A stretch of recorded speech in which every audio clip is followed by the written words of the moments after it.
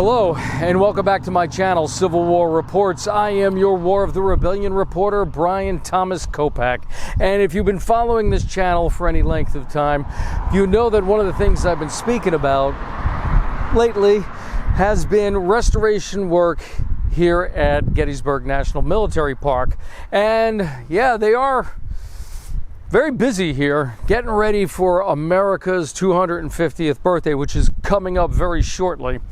And sadly, one restoration project that is not going to be done in time for America's 250 is the restoration work on the house behind me. Before we get into today's episode, please show this channel your love. If you haven't already, hit the subscribe button. Give this episode a big, huge thumbs up. And before we get started, there are just a couple announcements I need to make. Hey folks, if you've been following this channel for any length of time, you know that I am a cancer survivor. And also I'm filming this episode on June 20th, 2026. Both of those are going to play into this little announcement I have to make right now.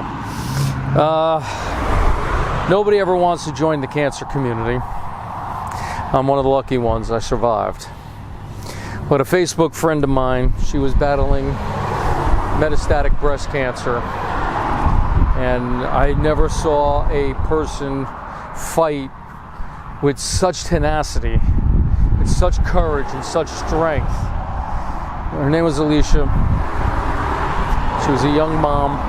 She was only about 35 years old.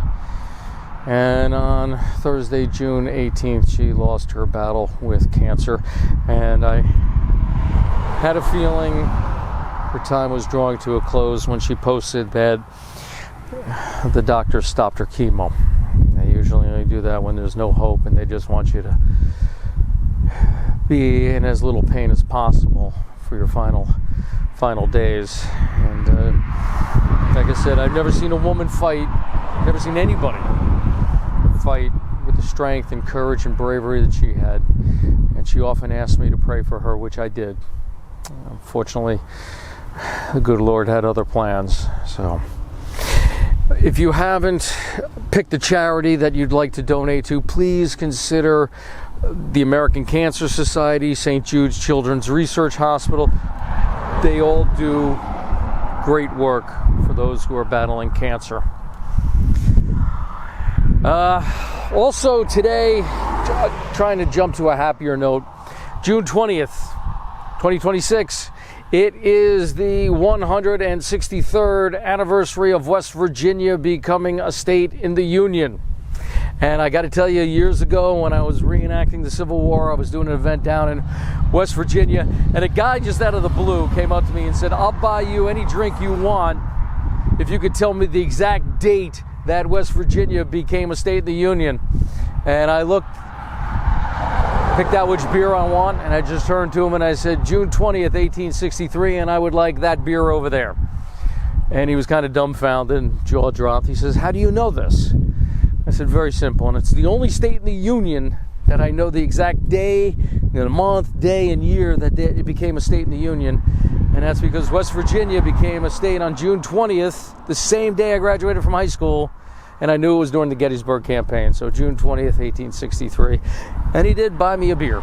So happy 163rd anniversary, West Virginia. Let's get on with today's episode. Okay, folks, so the Kringle House is behind me. And as you can see, and I'm going to take you around the building, it is in some very necessary need of saving. Okay. This house was built in 1828. Talk more about that in a little bit. But this house is in really, really bad shape. It's right along the Emmitsburg Road here. And it did play a major role on July 2nd, 1863, because troops that occupied this originally were members of Dan Sickles' 3rd Corps. For those who already know, for those who don't know, on the afternoon of July 2nd, 1863, without orders and really without telling his superiors, Dan Sickles, 3rd Corps commander, advanced his corps up to the Emmitsburg Road. There were advantages and disadvantages in that. That's for a whole nother story. Today we're just going to be focusing on this house and the sad condition that it's in. You may notice as we're going around the house, there are fences up. If you do come and visit the house, please, for your own safety, for the good of the house, honor those fences, stay on the outside of them, okay? Don't want to see anybody get in any trouble with the park rangers, okay? But let's take a look and a little bit of the history of the Kringle House. All right, folks, here's a side view of the house. This side faces up the Emmitsburg Road towards the direction of the Round Tops. And as you can see, it's really in need of some repair. So what can we tell you about the house itself? Well, the house was built in 1828 by a gentleman named Ludwig Essig. One report has it spelled E-S-S-I-C-K. Another one had it spelled E-S-I-C-K. Essig. And he originally purchased the house, built the house for himself.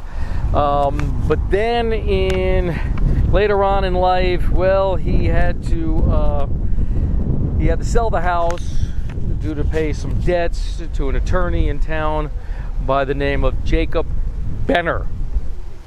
And he owned the house almost right up until the battle. This almost might have been called the Benner House, not the Kringle House. But in April of 1863, we're talking here about 3 months before the battle, the house was sold to Daniel Kringle and his wife Hannah. So they took ownership of this house very shortly before the Battle of Gettysburg. Okay, we got another view of the side of the house, and now we're looking at the back of it. As you can see, fence area closed. If you're trying to find this house along the Emmitsburg Road, it's not too difficult. It's really right next to, I believe that's the 11th New Jersey Monument, right over there, 3rd Corps. Unfortunately, it's really not the only house you're going to find in this condition. So with the sale of the house in April of 1863 also came 15 acres of land, and that was the Kringle's house. If you're looking him up, you might find different variations of his name: K-I-N-G-E-L, K-I-N-G-L-E. I even saw one report where they spelt his name with a C in the beginning. So he may be a little difficult to find out about, but well, the family did flee as the Confederates were approaching. I don't know if they really thought that this was going to be that important of a house, but it was used by the 3rd Corps basically as a sharpshooter's nest. Remember, the word sniper doesn't come into being until many years after the American Civil War, but could be referred to as a sniper's nest. And after the war, or I should say after the battle, it does become a temporary field hospital. All right, folks, as you can see, I mean, the National Park Service is definitely trying to keep this house from falling in on itself, and that's absolutely incredibly great. All right. It's going to require a good extensive amount of money. I will leave the phone number for the National Park Service down in the description of this episode. You could call, maybe find out where you can make donations. Because this is federal land, it is not really Pennsylvania soil anymore. It belongs to the federal government because it is a national park. Probably would be really great if you could contact your congressperson, congressman, congresswoman, or your state senator, or your senators, not your state senators, your federal senators, and see what we the people can do to help keep this structure, this house, this very important piece of Civil War history from collapsing in upon itself. Why did it get this bad? According to what I read, some restoration work was attempted about 2 decades or so, and whoever was contracted to do this work used exterior latex paint inside. It trapped in moisture and caused the wood to rot much faster than it should have. But this house is very important for Civil War history, for Gettysburg battlefield. It was mentioned numerous times in reports back to Dan Sickles about how the high ground that it occupied did in fact give the Union Army a view of what the Confederates are up to. Before I conclude today, I just want to give you an idea of how close the Kringle House is to some of the major action that took place here at Gettysburg. Off there in the distance, you can see, should be right in the middle of your screen now, that is the Pennsylvania State Monument, the biggest monument here on the Gettysburg battlefield. And not too far over here, copse of trees. This is where Pickett's charge concluded. And off there in the distance, that is the Cadore barn. That's supposedly where General Pickett watched the charge on July 3rd. So this house is really close to a lot of the action, both on July 2nd and very close to the action on July 3rd. Property, this house, needs to be preserved. Folks, I hope you can help out in any way, shape, or form. Contact your representatives in Washington, D.C. Let's get this house saved. All right, folks, I hope you enjoyed this episode as much as I enjoyed bringing it to you. I love to report on the Gettysburg battlefield, all the good stuff that is happening in modern times, and even the not so good stuff that hopefully will have a happy ending one day. If you and I do what we need to do, contact our representatives in Washington, D.C., make sure that there is funding for this much needed project, and see if there's anything that we could do by contacting Gettysburg National Military Park, see if they are taking donations, particularly for this project here. Okay, well, until next time, I don't know if I'm going to be able to post another episode before we celebrate our 250th, so if I don't get a chance to do that, please have a healthy and safe 250th anniversary for America on July 4th, 2026. Also, happy birthday or happy nationhood, statehood to West Virginia, 163 years ago today, June 20th, 1863. If you can, please support any organization that deals with helping people with cancer. And one final shout out, not sure when I'm going to post this episode that I am making today on June 20th, but if I do get it out there before June 23rd, just want to say happy birthday, Susan. You know who you are. All right. Well, I thank you for tuning in.